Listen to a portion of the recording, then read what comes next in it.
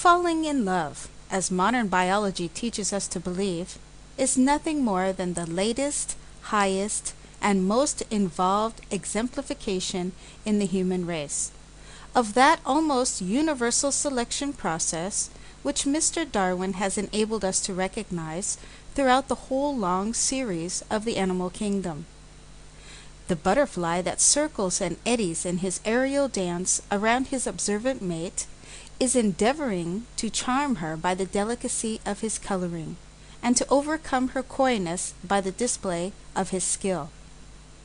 The peacock that struts about in imperial pride under the eyes of his attentive hens is really contributing to the future beauty and strength of his race by collecting to himself a harem through whom he hands down to prosperity the valuable qualities which have gained the admiration of his mates in his own person.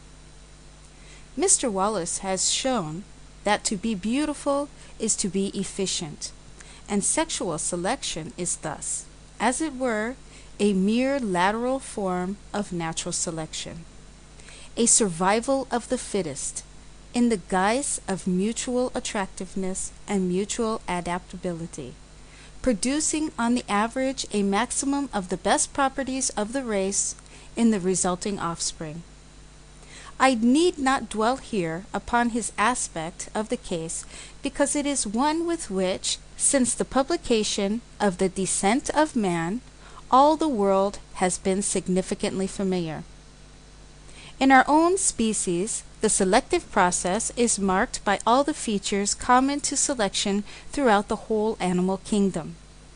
But it is also, as might be expected, far more specialized, far more individualized, far more cognizant of personal traits and minor peculiarities.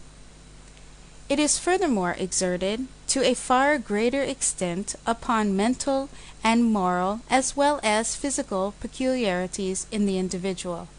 We cannot fall in love with everybody alike. Some of us fall in love with one person, some with another.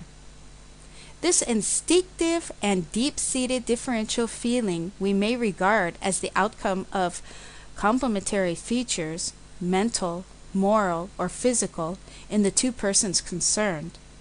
And experience shows us that in 9 cases out of 10, it is a reciprocal affection, that is to say, in other words, an affection roused in unison by varying qualities in the respective individuals. End of Falling in Love, with other essays on more exact branches of science, by Grant Allen.